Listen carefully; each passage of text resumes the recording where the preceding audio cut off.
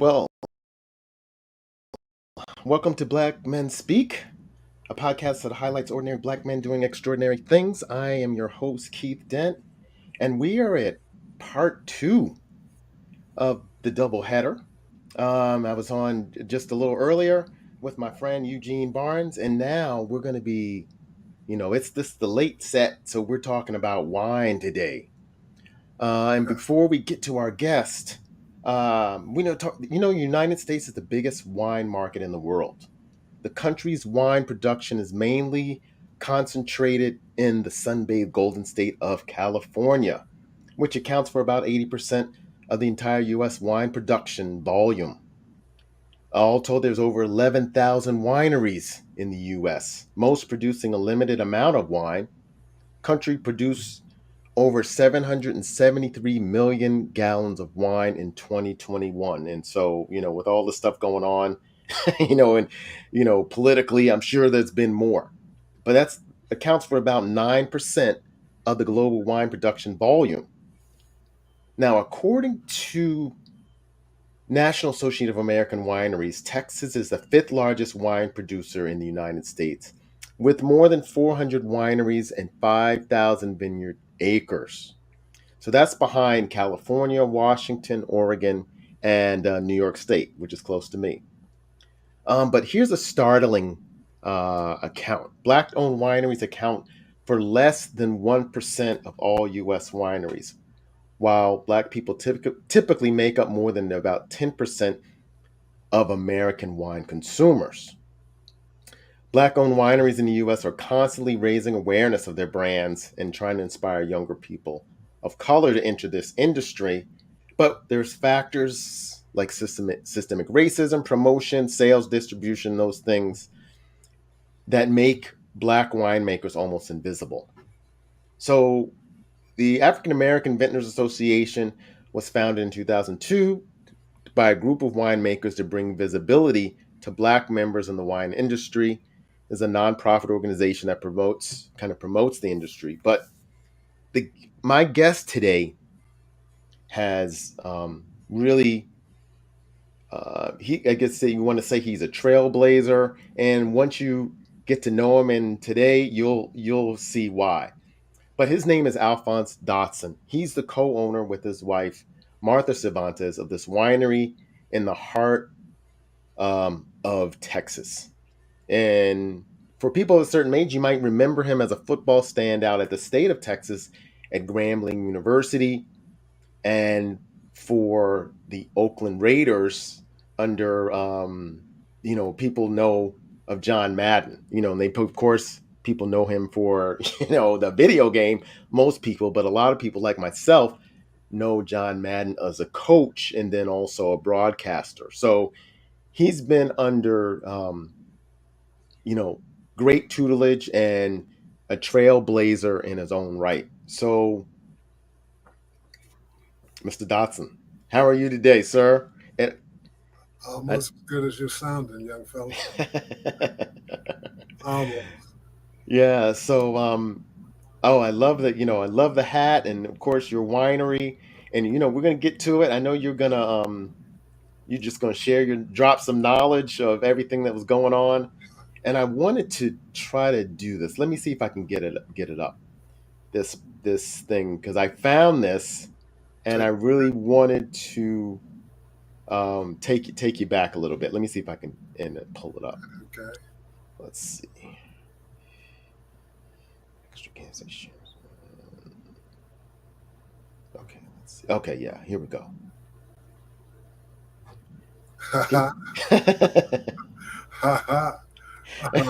George Deroe. Yeah. Do you remember that? Do you remember this picture? Yes, I do. Okay. So I wanted to get you Look at him. in the mindset of who was Alphonse back then? What was your mindset? And I know this was one based on the article that I read, is that George wanted to highlight Black men, especially athletes, in a different light. So, what was your mindset back in that day? Look here. First of all, I had the pleasure of advancing my art studies under George DeRoe because he had taken no one in, and I was very fortunate to get introduced to him. You know, back in the hell in the '60s, in the mid '60s. Um, as I take a little bit of applause and then trying to attempt to answer your question as best as I can, um, you make me think about my defensive coordinator at Grambling, who became a general manager for the Houston Oilers, a fellow by the name of Tom Williams, an interesting guy. Okay, Okay. and when and the question the comment he made one day when finding out my major, he said, "You're majoring in special education, art, and a minor in math." He says, "You're schizo." I thought I was well balanced, you know. And to me, back then, with that particular associating with George and all of the above and playing football, uh, in my day, it was thought that athletes were dumb Mm. and definitely didn't have a nicer, gentler side. So I wanted to prove everybody wrong in my own way, even though there are some that I upset along the way trying to accomplish this. And maybe it was a Dr. Jekyll and Mr. Hyde personality, but that came up only because of the way that you treated me. Mm-hmm. Okay, you feel me on that? I hear you. I Yeah. hear you. But it could be as gentle as a Rembrandt's stroke, Picasso's brushstroke, or it could be as turbulent as Beethoven's Fifth. Dun, Okay. dun. Right. Okay.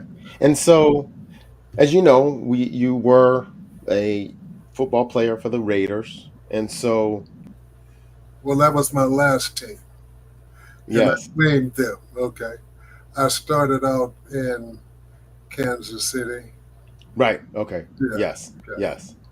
and Uh, Miami, and back to Kansas City, and found a true home with America's true team. okay. But what was it? What was it like? I mean, of course, football's changed so much, but from your perspective, what was it like being professional athlete, especially for the Kansas City, and as well as Oakland, or just in general?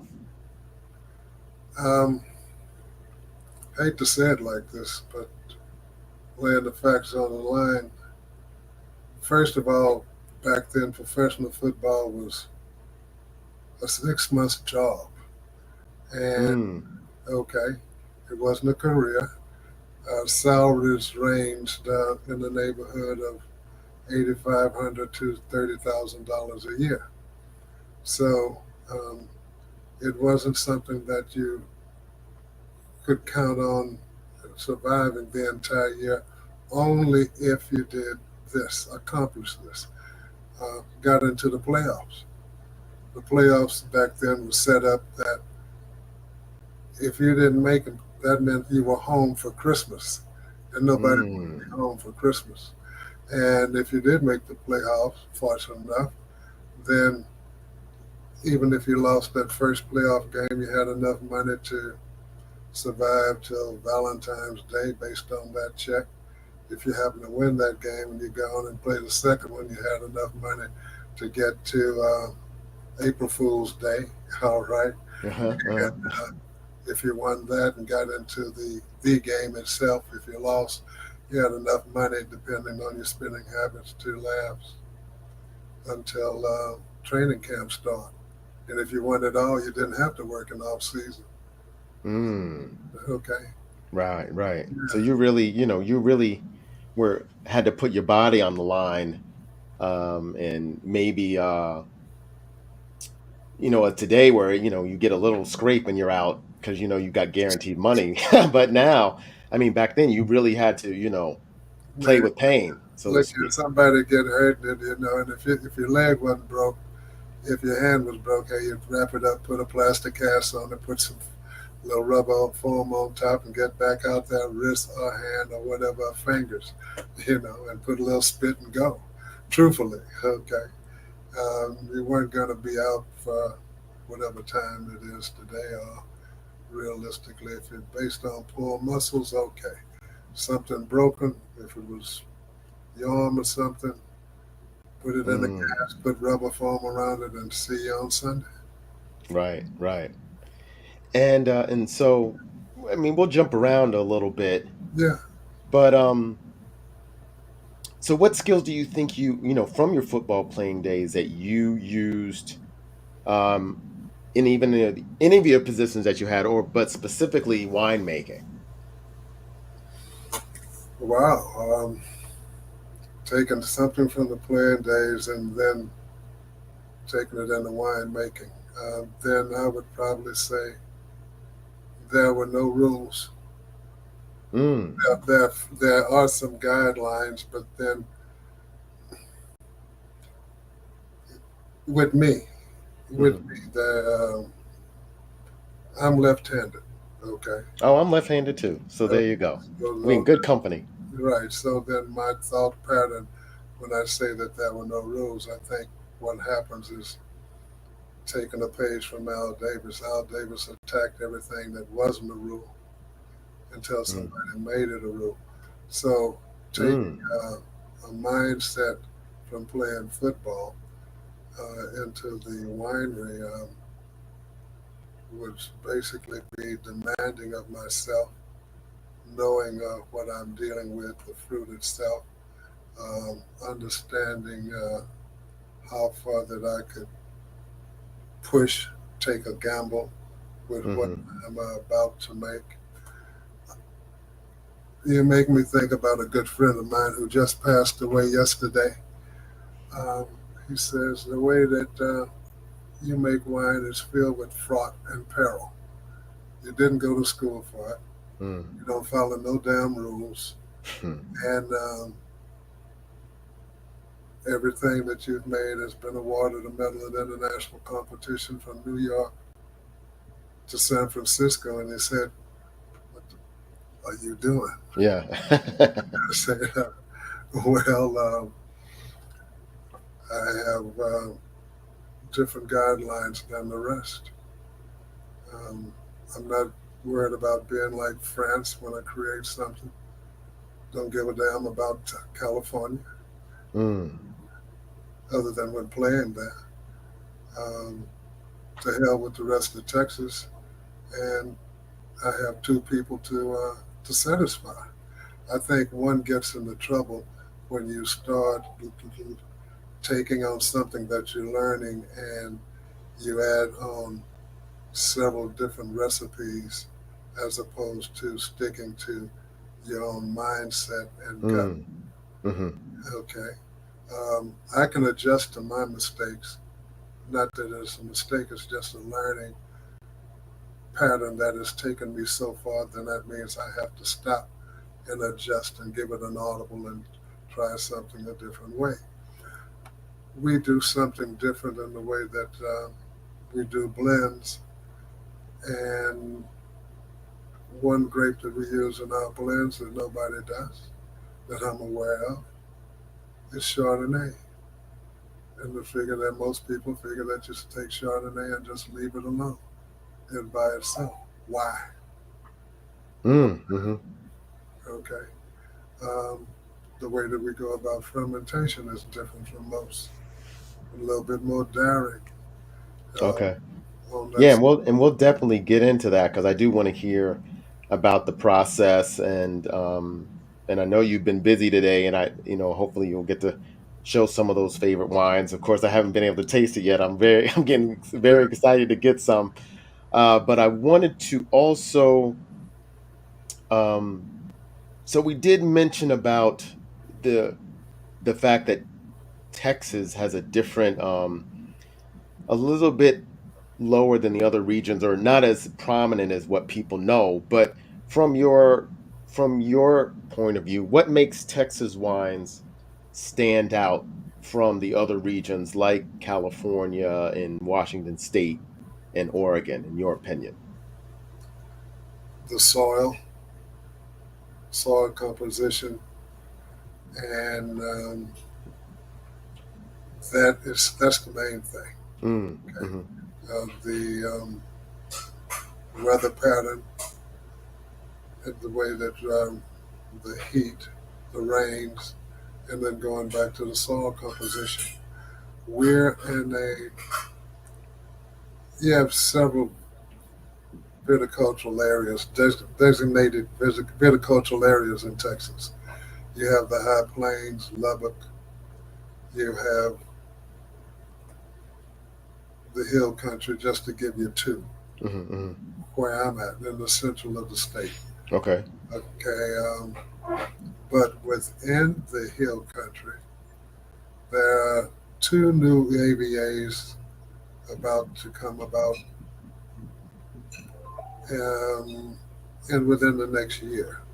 Within the Hill Country, we have the Bell Mountain, which is in Fredericksburg area. And let me correct that, I said two, there are three.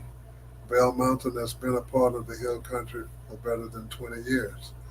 But two new ones that will be in the Hill Country will also be the Llano Uplift, which is north of Fredericksburg, more near the city of Llano, going into Mason, in that area up to Voca, where I live, and covering at least three or four counties. Then within that, you have the Hickory Sands District, which is where I'm a part of what I'm in, along with predominantly in Mason County, but I'm in McCullough County, the southeast corner. It's a very unique area where we're on a dome within a basin on the northwest side of a hill. And the climate is very interesting. I've seen the same cloud pass me four times. Seriously. Mm. So the weather pattern, along with the rain, but then the soil, red sandy loam soil, fragmented sandstone, red yellow clay, and water that is of some of the best quality within the state. All of these things are within the Hickory Sands. So Okay. gives you that gives you a unique quality of fruit. We, I say humbly, the guy that we sold our fruit to, Fall Creek, um, 18, 20 years ago, 2022 to be more exact, came to Martha and I after our very first harvest. He called and said, I need to come see you all. I was concerned that we just sent him several tons of Cab Merlot and Chardonnay, and came out, and I'm waiting for a complaint. And he says, you know, we've been selling wine at Fall Creek in the middle tier and the lower tier, meaning wines that were from 7 to 20 and 20 to $50. Hmm. He Hmm. says, and normally most vineyards it takes 6 or 7 years to see what type of quality of fruit you're going to produce. Says, Alphonse, your very first harvest, you and Martha, you gave us quality fruit that at worst we could produce a $40 to $50 bottle of wine. Mm. So it was a soil composition that actually gets helps Texas in itself in this area and certain other areas to surprise folks. Okay, Wow. Okay. okay. And how did that feel, knowing that right out the gate? Because I know it does take some time. That you had a quality of grape that was going to produce such a quality wine. it, it put some mental pressure on me that I hadn't don't share with anybody that realistically I couldn't screw up, you know. And the worst thing that I had to do was make sure that the wines that were created at their worst was pretty much like the goal I had for myself in life. On my worst day, if I'm average, then nobody knows I'm having a fucking off Mm-hmm, mm-hmm. Okay, day. All right, there you go. So at I worst, bet. yeah, at worst, if the wine was average, then nobody knows I'm off. Yeah, I hear you. Yeah, But even with that soil, the growing grapes in Texas can be, and I read this in a blog, can be a gamble. Um, and why is that? And I guess but why didn't it scare you or make you nervous? And you said, "Hey, I'm gonna take the risk to do that." yeah, well, you know, you just heard me say that I've seen the same cloud pass 4 or 5 times, and truthfully, yes. The weather pattern and who's in getting control. Um, the weather in Texas is, hey, that's the biggest culprit that we have to deal with. Mm, You know, we when I first started this, it was late frost and freeze in March and yeah, mid March and right before April. With the weather pattern changing after Martha and I installed $100,000 of an overhead sprinkler system 5 or 6 years ago, um, it started changing from not freezing and frost to hail. mm. The hail pattern has changed, and it used to be after Mother's Day. Now it's beginning to hail now. Ooh, late March all the way through Mother's Day, and it's been a lot more turbulent. So growing fruit here in this state and in the heart of the state as well up into the high plains is a little bit more of a serious gamble with what you're going to end up at the end of the year for your growing season. Yeah. Okay. So it's tough. You guess you not guess you got to have a different mental attitude and be prepared that if you're expecting 60 tons or better and you end up with 20, okay, do you sell it or do you keep it for yourself? Okay, and if you're expecting 30 and you end up with 15, you know you can't, you're not going to go and sell it, so you need it for yourself, especially if you're making wine. Um, so, Okay. okay, So a certain, if depending on how many tons you make, will determine how much you keep for yourself. right, Okay. you know. And so that's pretty much the pattern for small wineries like myself. And then there are those growers that are easily 50, 60, 80, 200 acres. They're more concerned with the tonnage and what they end up with Hmm. as opposed to making wine. But some Okay. people make wine, you know. And I know I didn't think about this, but do you prefer to make your wine or do you prefer to sell the grapes? So My wife wants me to sell to take care of the immediate bills, and I like to make the wine to see what the fruit, see if I can get the best out of the fruit based on what it's giving me. Okay, yeah, I mean, yeah, I would think so, just because it's your own creative process, and you can, yeah, I guess, taste the fruits of your labor, I guess, so to speak, and as opposed to tasting it from somebody else. right, yeah. She likes the immediate income, but at the same time, she enjoys seeing what I'm going to come up with as we both taste along the way.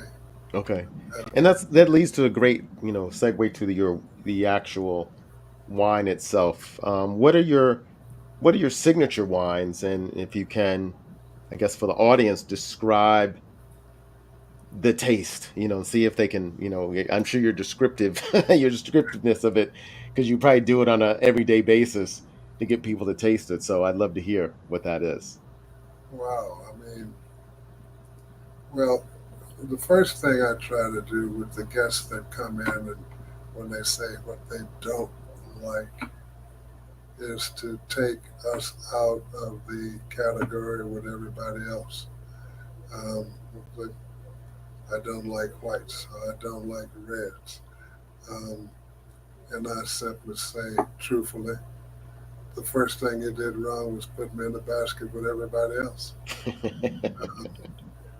Say, remember your grandparents would say, don't judge a book by the cover. You need to open it up and read it. I say, I recommend that you taste everything. And if you can genuinely say that you don't like three of the six wines that you're tasting, or two of the six wines or seven that you're tasting, you don't owe me a damn thing. Right. And So, does that usually work? hey, they normally walk out with a 4 or 5 bottles or a case of what they don't like. I thought they didn't like. Well, I guess it does work then. So Right. that's awesome. Yeah, it does. Um, we do blends, okay, Okay. and so the thing is to when one said, "Well, I don't like sweet," and I redirected. I said, "Okay, you don't like sugar. Sugar is sweet, but do you like certain fruits? Do you like peaches? Do you like pears? Do you like apples? Butter, honey? Um, do you like those things? Do you like what blueberries, blackberries, currants, cloves?" I say, if you like those, then you need to taste the wine. Okay. Okay. And let them know that whatever that taste buds calls for is correct. Not mine, but theirs. And that when you are born, you're the product of two different entities.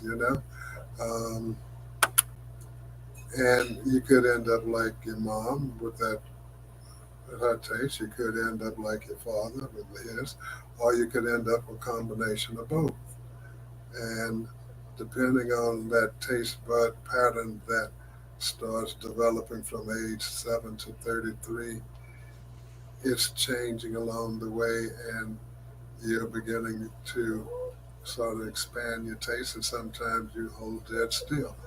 But don't put yourself in a fence or lock in to say, well, I don't like something that you haven't tried. Hmm.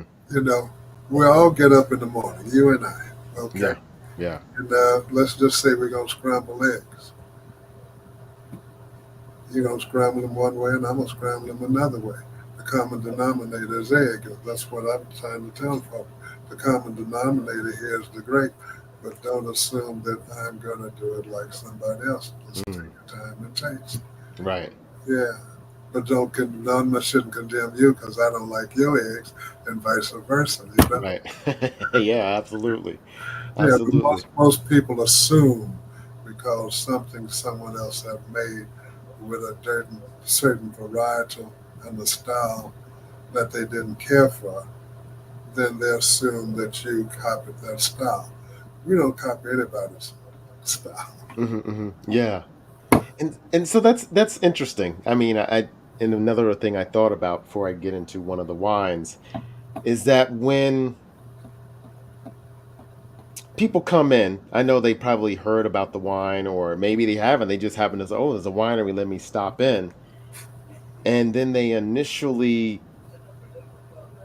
what's usually their initial reaction before you've even said anything? What do you what kind of body language do you normally get from them? You're smiling, so it should be quite interesting. I First, mean, first of all, do they think you own the winery? That would be a good question. no. I mean, Okay. they're surprised. Okay, they're surprised. You know, but initially years ago, they definitely a surprise. And today, I would probably say 30, 40% are Okay. when they come in. And I'll get the question is one of the constant questions years ago, and still today, not as much as how did you get into this? Yeah, Mm. that lets me know that they're surprised. Okay. Um, and I have to give them a 20-minute dissertation. My wife says it's 30. I said, but you know, what's interesting, they'll ask one question and another question generates. So I just said, let's start from, like the old folks say, from the beginning, and Mm. which um, which takes a little time because I decided to do my life's pattern different. Mm-hmm. When Mm-hmm. I say that, meaning when I was growing up, I observed especially from the age of 8 on, the elderly men in my life start complaining when they retired about having nothing else to do. Mm-hmm. When they were 68, 70 years old. And as I'm watching them and continue to grow up, by the time that I was 17, I said, I'm not going to go out like that. I said I probably would retire between 33 and 53 and go back to work after 53, but not knowing exactly what I was going to do, but accomplishing certain goals along the way. And that's getting my education, my degrees. I didn't have an option on that based on my mom.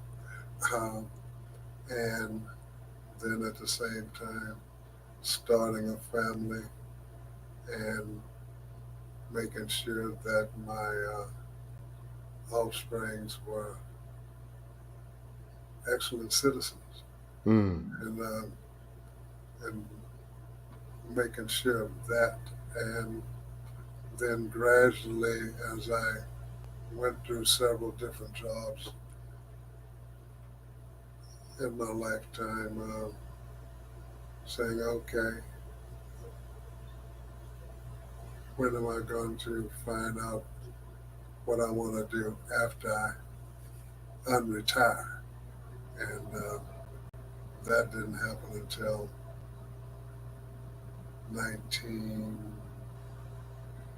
1996. Mm-hmm. Okay, but you know, from 60, from 73 to 96, interesting years, my friend. Right. Okay. And and so with the industry, because we're since we've kind of went there, I talked about how there is not, it's a challenge for young people to get in the industry, whether it be sommeliers or just trying to maybe buy a plot of land and start because of a lot of different factors, racism or support. What do you think about that? Is it was it difficult for you to get in the industry, or was it because of your makeup and you said, look, dude, I don't worry about rules. I'm gonna do what I need to do to, I guess, feed the passion that you had. Um, it was not difficult to get into the Texas wine industry. Um, when I came back home to Texas to do this, believe it or not, even though I shocked a few folks with wanting to do this, and they were curious of what put it, how did this come to my thought pattern, mindset. Uh, Martha and I were welcome to become and get involved into the industry. Um, most people were not expecting us. Well, let me say it this way: the neighborhood or the area that we bought the land and started developing this, the word came out. They aren't afraid to work. They're not afraid to work, and they work hard. And I think that surprised a lot of folks of a different color. That's what Mm. the same color. Growing grapes is the most labor intensive out of all agriculture. Mm. Okay, the making wine is a lot more easy, but the growing of the grapes is a lot more demanding. So there were those that think that weren't in the industry. They didn't think that we were going to have the wherewithal or the discipline to be persistent and do the hard work that goes with it. So that shocked a lot of folks. Okay, but Texas is an interesting state, regardless to all of the negative that one hears on one side. We truthfully got welcomed easily by 90% of everybody that we ran into. Mm. Okay, because Hmm. there was a need for fruit. Oh. Hmm. Okay, the majority of the wineries back then, it was about 23 to 28, and they were purchasing fruit from out of California, Okay. maybe New Mexico, or bulk juice, or getting fruit from a winery, the largest winery within the state at that time, St. Genevieve, which was in the top as far as sizes was concerned, one of the 10 largest wineries within the United States at the time. Okay. St. Genevieve was owned by, well, that was a partnership between the French and the University of Texas Mm. out of Fort Stockton. So they had access to get some bulk juice from there as well as California. But, you know, um, I don't think California was sending their best. Okay. Mm. Hmm. Okay. And then at the same time, there was two or three winemakers that were principal winemakers for five or six wineries. So the style of wine Okay. being the same. Okay. And then when they started getting down and wineries started finding down independent winemakers, as well as Texas fruit started became more available and more acreage, then all of a sudden we became wow, the new kid on the block. Okay. Look at what look at what they're doing. Okay, Mm. Hmm. yeah, on that side. But let me the surprise with the rest of the United States being concerned about Texas or not concerned, but wow, Texas. If they look at history, true history, in the early 1600s, 1608, 1612, somewhere in there, a conquistador named Ypsilanti left Mexico with some friars and monks and settled in near El Paso. Mm. Hmm. And they brought grapevines in then. So the first vines in the United States, as it's known today, uh, was in Texas. Okay. Okay, all right, out there Wow. Yeah. first missions that came. Yeah. Okay. So we've been doing it a little long. We just hadn't, we probably got in. Well, not we probably. We got into more cattle and all, and wasn't thinking about grapes. Right. A little bit more corn whiskey. I get it. I get it. Yeah. And so and then you and I heard you say it's one of the hardest, most labor intensive grapes. What makes it so labor intensive than maybe other fruits? Well, Most other crops, you take a tractor and you get a seed planter and you go down the road and you plant your seed and 4 or 5 months you come in and back and reap the harvest. Okay, you come back in and somebody's harvesting the corn, whatever it is that's growing. With grapes, you've got to you get young vines, you plant them, you need to give them water, and easily from mid-February, easily 10 to 15 gallons, and then come March, you need to give that same plant 15 to 20 gallons, depending on temperature. And then in April, you need to give it anywhere from 20 to 30 from there on, depending on temperature. So, and that's per plant. So if you have 600 plants, then you can imagine Mm. how much water is needed. But at the same time, as this plant is growing, you have to come and help it stay straight, develop the type of trunks that you want, the cordons, the arms that go down the wire, decide Right. on what type of trellis system. So each plant has to have some individual attention. Oh, wow. Okay. Each plant Each plant. has Wow. to have some individual attention, especially at the well, especially at the beginning of the year. February, pruning, you know, then setting canes accordingly. And then as you move late on into the year, your spray program, and normally spraying every 10 to 14 days.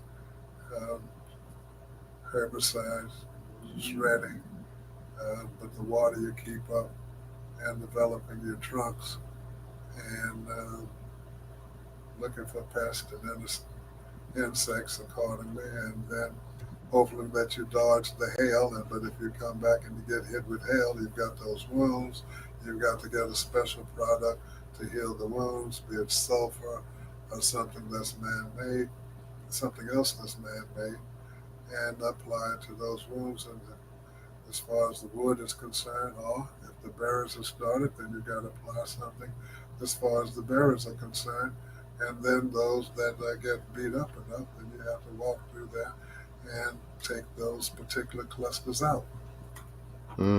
So very labor intensive. That it is. Very, Yeah, and we didn't even touch upon the harvest time because I know we were supposed to meet, and the harvest time really was taking you out. So, man, look here. Yeah, there are those when we thought about mechanical harvesting, and that when you mechanical harvest, fermentation immediately starts there with the grape before you even put yeast in, because grapes have oh, okay. natural yeast. So there, most wineries, if you can avoid a sidestep mechanical harvesting, then um, they're very happy. But that means hand harvesting. Okay, And you hand harvest, we hand harvest. We Okay. use the mechanical, but we hand harvest, um, and that's become a major chore. Um, we have been short of labor for the last 5 years. Mm. Okay, it's getting scarce, and I find it interesting that the somebody up there in D.C. is saying the need, and yes, there is need for over 1 million workers as far as agriculture is concerned, and we in the United States are not doing that type of labor anymore. Okay, um, but um, the way the system is set up, it makes it hard for those who are even legal to get trickled down to us. Hmm. Okay, Right. that side of the fence based on cost and what they're wanting for us to pay. A Mm. good friend of mine, Bill Blackman of William and Chris, he and I were vetting in reference to the cost of labor now and compared to where it has been. And then there are those who, Californians who have moved in and started making wine in the state, but bringing in their own fruit of that, but then at the same time paying what they paid in California. Well, when we've been used to paying 12 to 15 and maybe $17 an hour, and all of a sudden it's jumped to 22, 25, Mm-hmm. okay, and sometimes 30. Um, that's a hell of a jump. That's a big jump, yeah. It's a big jump, okay? And so, Yeah, being I guess day laborers, you're going to jump, you're going to jump to the money.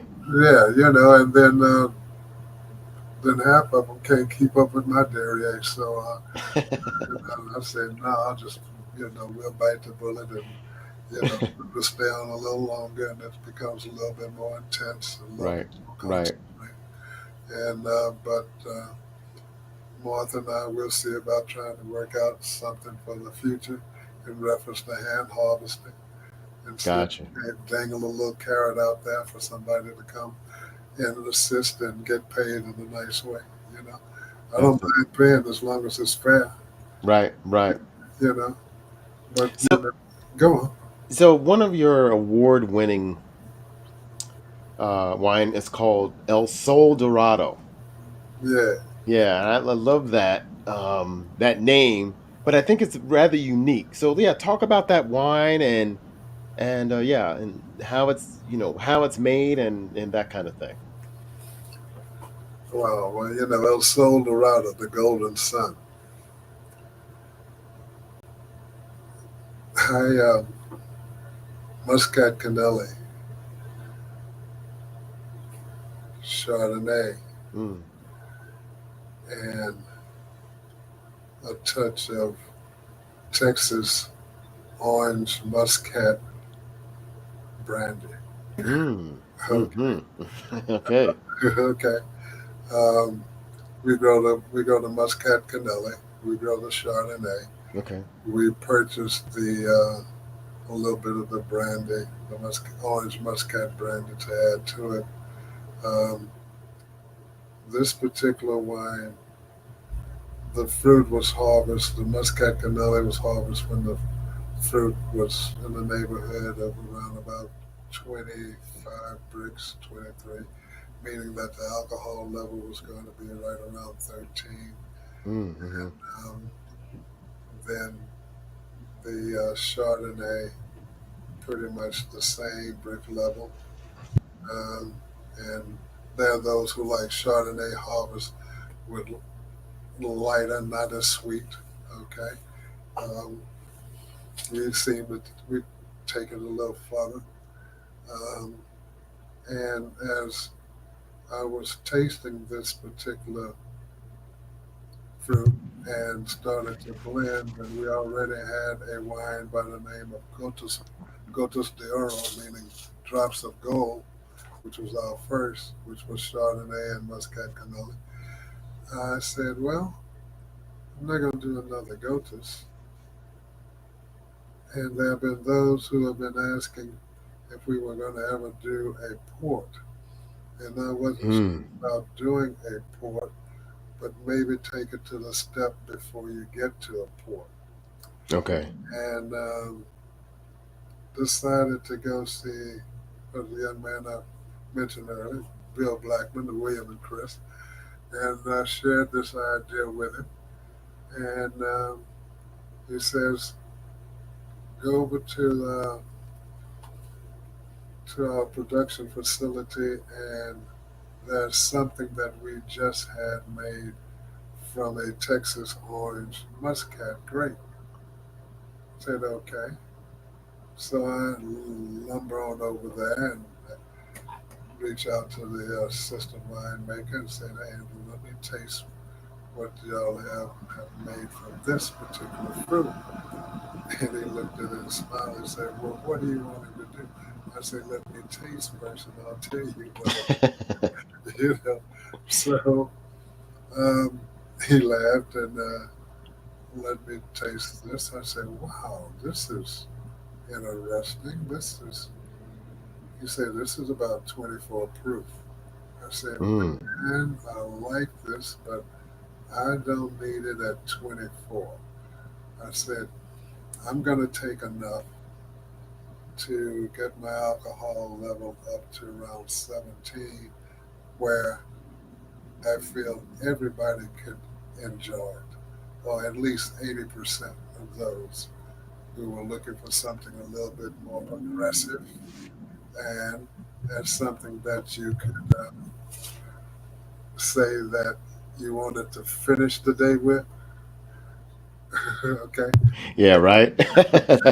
so I was thinking, Yeah. I said, okay, this is something that you can finish the day. Finish the day with. Gotcha. Yeah, no cell phone. Okay, no cell phone, and No cell phone necessary with no this. cell phone necessary, and no babysitting. Yeah, I get it. I get it. Okay. Yeah, don't nobody call you and tell you need to babysit. Now, you ain't babysit. Don't call me about babysitting. And I don't need to send my cell phones off. And I'm gonna find me a Barry White tape. Yeah, yeah. Now, I know you said, you after you retired, you had to find what you wanted to do, and I would assume winery being the winery was it. But you've had some various jobs that were quite fascinating. So that ran the gamut.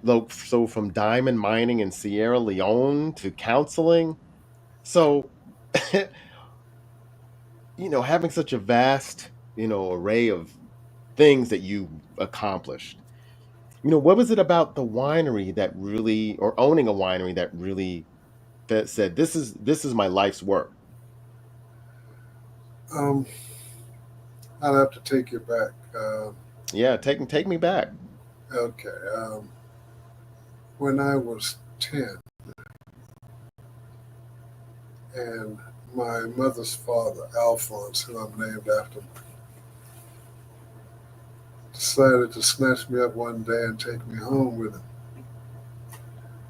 And in northeast Houston, when I got there on roughly 3.5, 5 acres of land, house set back about 30 yards, I decided to get out the house, and I get out of the car and walk between the house and two mules that I saw. And instead of going in the house, I say, well, wow, on the outskirts of Houston, a house and mules. Um, Walked between the house and the mules, got to the rear, rabbit pen, chicken pen, dog pen, then a garden, walked through this maze of a garden, then walked back toward the house and walked up on three 55-gallon drums housing three 350 Evinrude Mercury motors. And I said, fishing boat motors? Huh. Mm, Looked at the rear of the house, and the house from one end of the house to the other end was a carport that had two fishing boats up under. But what the most interesting thing was, the carport was made out of an arbor of grapes. hmm. So I said to my grandfather, I looked at him as he came out the back door, you can grow grapes in Houston, Texas. And he just looked at me and smiled. Went on to have the best week vacation that I've ever had. My first fishing trip was with him going deep sea fishing, put three motors on the back of the boat, rode out into the Gulf about a solid hour before stopping and putting the pole in. Yeah, Wow. Okay.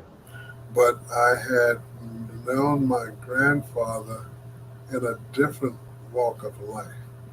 I had gone years earlier, I'd go downtown to Houston to his office the last 15, 18 years of his life, somewhere in there. He was AFL-CIO union president for a company called Sheffield Steel. So when he came and snatched me up and took me home with him and saw this particular different lifestyle that I had been used to seeing him in, was a shock. but a pleasant shock. Mm-hmm.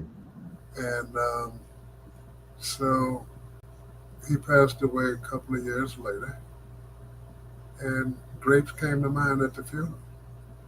And then they Oh started coming, wow. Okay. and then they started coming to mind once a week for 40 years. But I never told anybody.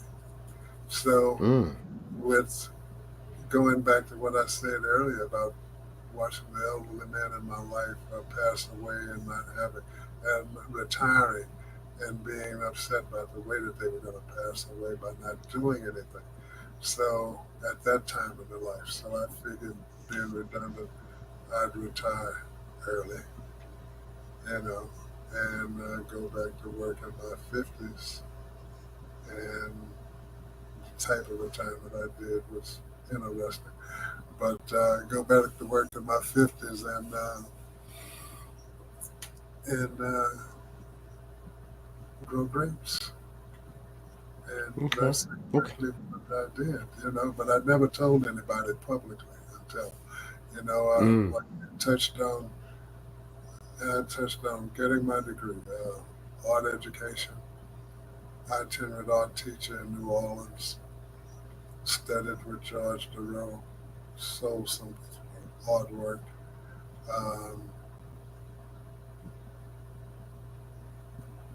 Right. Right. yeah, So so, just a few more questions. So you're an elite company about only 1% of African American winemakers in the U.S., but you don't really overly advertise that fact. no. I'd love to know why. Um, that's a good damn question. Because I mean, my grandkids are on my case too about, you know, why don't I market more? Um, I'm curious about the word of mouth and seeing how much that I can create on its own. At the same time, we have had different write-ups throughout the years that have surprised folks. The very first one was in Southern Living, um, 20, 22 years ago, somewhere in there. Um, you know, and then other articles that have been written about us, and you know, that shocks folks. And I have not played it to its hilt. Hmm. Hmm. Um, I think one reason is that I feel that I am still learning how to make wine, and when I figure that I am easily 75 to 80% there, maybe Okay. market a little bit more. But this guy that I was talking about, Pullum, he was a retired bank executive and became a winemaker, and who just passed yesterday. Mm. Um, you know, like he says, you know, what the hell are you doing? You know, following no rules and everything, but everything you've created has been awarded a medal from New York to San Francisco. I think I'm challenging myself. And Right, right. Well, social media is just electric word of mouth. So there you go. I got you. If you take it like that, you'll be good. Yeah, Um, and so yes, so I haven't touched upon the love story. So you own the winery with your wife. So yeah. I'd love to hear the backstory on that. I'm gonna tell my part, and I might whistle and try to get her in here. You know, and Because it's a fascinating story. it is. You know, I'm pausing because first of all, I got married the first time, and I thought that I was the world's best father. I might not have been the richest father, Mm-hmm. and but I was thought I was the world's best father, even though one of my sons told me 10 years ago, or 12, he thought I was the meanest man in the world. but now he understands, you know. Well, of course, I understand. Yeah, I understand that perfectly. yeah. But it as I floated a minute, it's my life in raising kids with the first lady was nice and enjoyable. I didn't,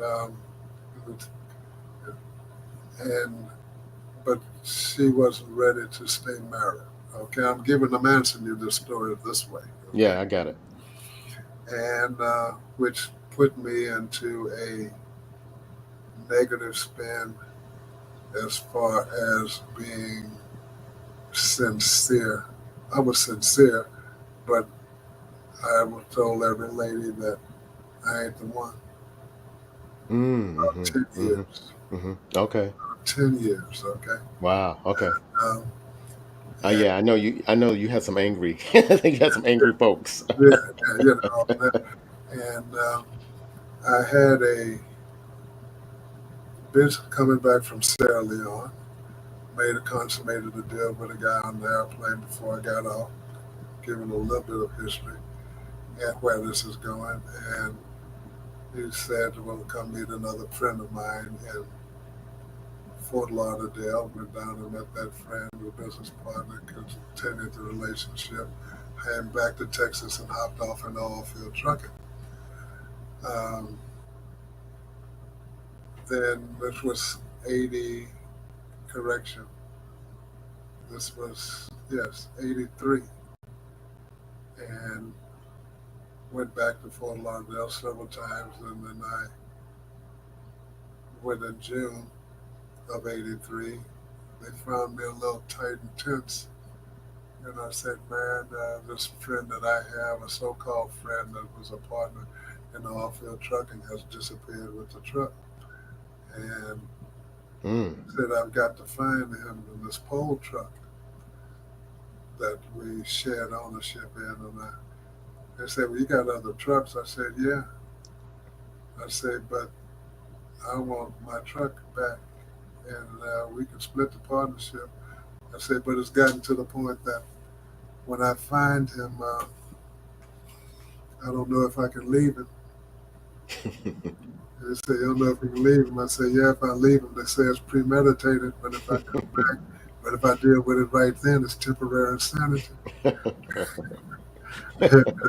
So, my friend, partner, he says, this particular business associate partner the next day say, well, I'm taking you on a vacation to calm down. I said, I ain't going to go to a damn vacation. I'm going back to Houston and find my damn truck. He says, no, I'm taking you to South America.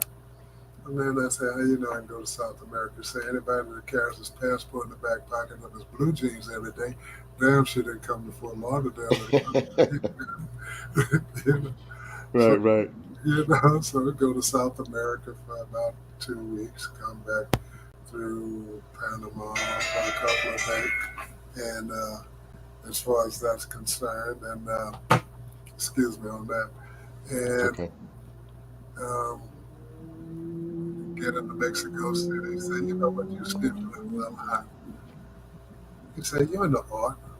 Why don't you go to an art museum? Or better still, why don't you go out to the pyramids and climb that pyramid? If you climb that pyramid, you might get a reckoning and calm down. He says, I'm going back to the fort. I said, yeah, yeah, yeah.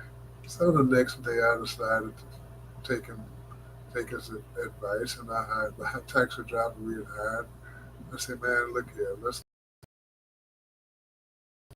take me out to the pyramids. I want to see it. I'm not going to go to the lobby. I'll see the pyramids. So go out there and pretty much dress like I am right now, hat, caps, blue jeans, etc. And I started walking around and started up this one particular pyramid. Got about one fourth of the way up, looked down, looked at these steps. I said, this ain't no match. So I better carry my derriere back down a little faster than I did when I went up. Walked around and admired what the Mayans had done, Hopped in a taxi, and I said, you know what? You asked me about going to Acapulco. I'm gonna go to Acapulco before I go home. I go see the concierge and tell him I want to go to Acapulco, but he said, but I said I don't be bothering nobody. He says, what now? I said I don't go to Acapulco, but you don't want to be bothering me. I said no. I said, Geronimo mentality, attack, retreat. He said, well, I got just the place for you, Las Brisas, before you get into the city. Have your own little bungalow, have your own little Jeep. Mm-hmm. Yeah. Next day, I got off the plane, one little bag over my shoulder, walked out on the breezeway, spoke to a limousine driver, walked down to the taxi, say, let's go. He said, I can't take you. I said, you bullshit. He said, he said, I said, well, what's the deal? He said, that, he said, I can bring guests out, but I can't take them back. He says, I said, man, that's bullshit. He said, yeah, the government controls transportation. Mm. I said, oh man, he said, out of all resorts, he said, you need to meander on back to the dispatch and see, get your mode of transportation into the city. So I'm pissed walking on back and meandering, etc. Get to the dispatch and say, man, what's my transportation? What's wrong with this? He said the government controls the transportation into the cities, and at that time they did. Mm-hmm. Mm-hmm. So next thing I know, I say, well, what, being redundant, what's my mode? He said, well, the limousine driver you spoke to is gone. And what we have less of these Volkswagen Crombie buses. And total respect. I said, I don't do the fill in the blankets. And he thought that I was driving and lying. The man right short of 2 hours went by. We debating and arguing, find me another means of transportation. Limousine driver's back say, you still there? Yes, I ain't doing no damn bus. He says, when I'm through, I say, I'll give you a tip. We can go on in. He said, it's fine, but you got to get it okay with the dispatch. You've been arguing with for 2 hours. Dispatcher waved at me, and I waved at him. You know, I hopped on there. And on the way in, said, you ever been here before? I said, no, I'm supposed to stay in Las Brisas. He said, well, let me take you up to Las Brisas and show you where you're supposed to stay. Well, he does, and showing me these bungalows and everything. And he says, let me show you some homes. Who knows? You might want to buy a home. I looked at him. I said, yeah, he's showing me these homes, 4,500 square feet, hell of a view, and nice on the mountainside view of the bay. Comes on down, and we drive on into the Las to the Acapulco Plaza, which was in the center of the tourist district. And I'm thinking to myself what I told the concierge that I didn't really want to be bothered nobody, and the Las Brisas was full, and he had to put me in the heart of the tourist district. And I'm saying to myself, I know how to discipline myself. So I get to the front desk. Guy says, how long? I say, oh, 8 or 9 days. Checking in, I give myself a list of rules. Ain't walking the beach. Ain't going to no discos. Ain't chasing no women. Getting rid of 2 girlfriends back home. And get rid of some relatives too. And find me 100% natural. And meander out there and come back and listen to the music in the lobby bar. So So, okay, so you were self-reflecting. Okay. yes, yes. And I'm doing this for the first 3 or 4 days, and I met a young lady named Gina Hernandez selling timeshares and said, I ain't going to spend that kind of money for much other time. Just struck up a friendship. The limousine's neighbor called me and said about the guy that she works for come by and pick me up and show me some homes. And I said, okay. Well, Salvador, his name Salvador Sorio, and the Acapulco Plaza where we were staying, I was staying, was in the heart of the Acapulco Bay. And Okay. Hmm. he goes up the mountain about a mile and a half and shows me a home on about an acre of land and about 3,500 square feet with a hell of a view, split level. I say somebody buy these 5 acres in front of me. I'm looking at the back of the house. Next home is on the peninsula, and about halfway up, about 2,800 square feet, split level. Home's about 40 years old, looking at the bay from a different angle, but it had telephone wires. Last home he shows me is near the end of the peninsula. Walks out, goes through the carport, the terrace, down the stairs. I walk out of the carport and the terrace. I stop. I see the entire Acapulco Bay. I see Las Brisas where we're supposed to stay. I see all of Acapulco on this side of the mountain. The hotel I'm staying in, the yacht club, and up and down the Pacific coastline. Go down the stairs into the house, dining room, den, kitchen up against the mountain, half bath, 10-foot balcony, sliding glass walls, same view. Go down to the next floor, four bedrooms, master bedroom on the ends, 10-foot balcony, sliding glass walls, same view. Go down to the next floor, party floor with a half bath, same view. Go down to the pool, same view. Came back up. I'll take it. He said, you'll take it? I said, yeah, in one condition. He said, condition? I said, yeah, everybody's out within 30 days and I'm in within 33. Okay, okay. He said, you're going back to Texas and I'll bring you this deal and you come back in 25 days or something. I said, you bring me this deal in the next 3 days, I ain't going nowhere. This is home. So he brings me the deal. I'm taking Okay. this conversation, this new change of life and everything. All of a sudden, I'm talking to this little lady named Dina Hernandez who was trying to sell me timeshares. And all of a sudden, this little lady walked out the door of this office. And I looked to the heavens and I said, God, with total, total, total respect, why are you fucking with me? Because I didn't come to find a wife. And that tells you the story. I mean, right into this lady, and, And so you were shook. You were shook. oh, look here, I mean, I really, I mean, because I'm listening to the music and that's what I'm into, and the lot and no beach and 100% natural fruits and juices, and wasn't chasing nobody and getting rid of everybody, you know. But Mm. God's a prankster. Oh, okay. Is he says, okay, you're gonna go to Acapulco and keep your word on about what you're not gonna do. And you've been saying this for better than 10 years, what you're not gonna do. He said, let me put this lady in front of you. Mm. So I asked her to introduce me, and she said, "Oh," I said, "I don't need to know her for one thing." And she did, and for the next week or so, no lunch, no dinner, no nada, nada, nada, nada, nada, nada. So one day I called them both together and I said, look, I'm not a damn tourist. I'm buying a home here. They said, you're buying a home? I said, yeah. They said, where? I said, Las Playas. She says, you should be going to Las Brisas, her and her girlfriend. I said, well, I'm going to Las Playas. They were nervous about me going to Las Playas because it was an old section of Acapulco.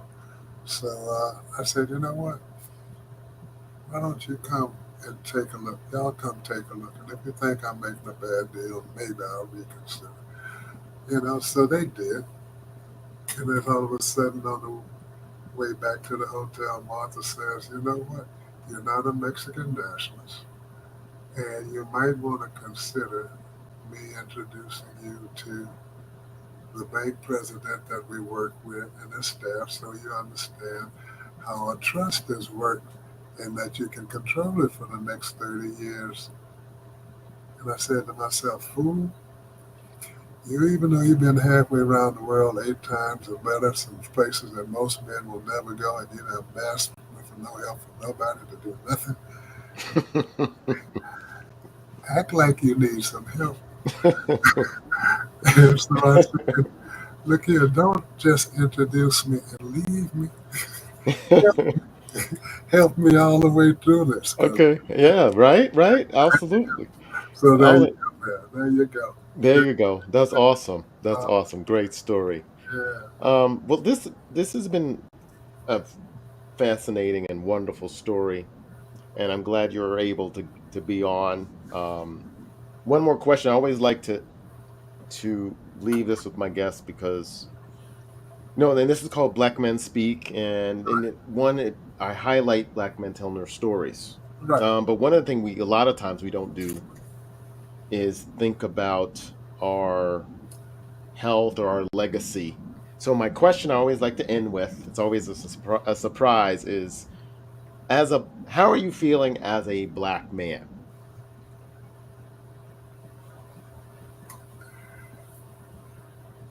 How do I feel? Hmm. You know, my first thing that comes to my mind is something that my mother told me in growing up. You can be anything, but don't be typical. Mm, I Don't like that. be typical. And there are some things that I have done along the way that the majority of them have been right, or I wouldn't be sitting here today. And I'm not saying that I have not made mistakes, but I try to adjust them and not let them get too far away. But I feel that part of my legacy is that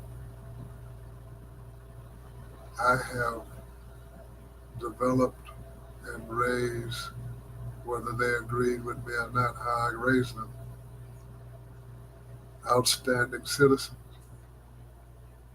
contributions to the society, first of all. Mm, That's my greatest accomplishment.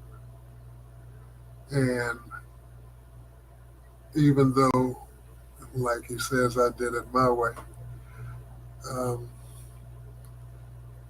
that at my time and my age now, that has been something of my mindset, my thought pattern. Okay, what am I leaving behind? And I'm leaving excellent individuals behind. hmm. Okay, something that individuals, others would like to continue relationships with. Um, when taking one of my sons, Santana, Oh yes, yes. and when the state of Wisconsin came to him several years after he was retired and asking him to come back and talk to troubled kids. I said, I'm happy for that, but he wouldn't have that fucking job if it wasn't for the way that I raised him. You Right. understand? Because his mother came in the house with a book on Dr. Spock and how to raise kids, and I burnt him. Yeah. Hell, Dr. Spock can't tell me how to raise my damn kids. You know? Shit. So all of mine have been uh, excellent, excellent, Mm, superb individuals, okay? And the majority of their offspring, that couple of them need a little spanking now and then, even at the age of 29 and 30. But they're not, you would welcome them in your home, okay? Yeah. mm, So mm, that's my greatest legacy. And then the wines that I will leave behind for to be open for years to come. Some of the greatest things, the best things that are being said to me today is mm. that that very first wine that you came out with, I popped a bottle, something that I made 10 years ago or 7 years ago, and it's a white wine. And they said, damn, it's excellent. Mm. So, yeah, okay. So, yeah, I just need to get a better relationship with Mother Nature. She not be quite as bitchy as she's been lately. And then I think we'll be okay. But at the same time, when she gives me a small crop, then it's my challenge to see what I can do with a small amount as opposed to a great amount. Mm-hmm. Yeah. Well, Alphonse, I love the fact. I love what you just said. Don't be typical, and I take that to heart because that's what I'm doing here. I'm not typical. I try not to highlight any athletes and entertainers for the most part. People that are doing great stuff like yourself. So I thank you for being on today. Well, no, well, look here, I appreciate it having me because, you just said something you try not to highlight. And being quite truthful, people are surprised. 80% are surprised when they find out that I played professional football. Okay, because I don't tell them off the bat. Mm, It's something that they have to come to grips with, or something that they've done research and something about. Somebody, one youngster asked me, another couple over the last couple of years, and one as of lately before turning loose. Hey, Mr. D, Mr. Dotson, Alphonse, you know, have you Googled yourself? I say, hell no. You say, well, have you Wikipedia this? I say, hell no. What the hell is Wikipedia? Somebody said, well, this, that, and the other. I said, well, they partially right, but the majority of this that was on this side of the fence is wrong. He said, you going to call them? I said, no. Why? Why you going to? I said, if I gave them the right numbers, then they'd understand how far wrong they are. But I said, I haven't looked myself up yet, and I ain't going to start. mm. I'll let somebody tell me what they thought they read, what they read, and I can tell them, well, if it's 90% legit or if it's 50% bullshit. Right. Well, thank you for being on today, and I really can't wait to taste the wine. I know I'm going to get some. Hell yeah. I'll definitely get the late night one. Hey, hey, trust me, I guarantee you. All right. I Thank you. guarantee you. That's it. Yeah. Yeah, Hold on a bit. Okay. Thank you. that's right.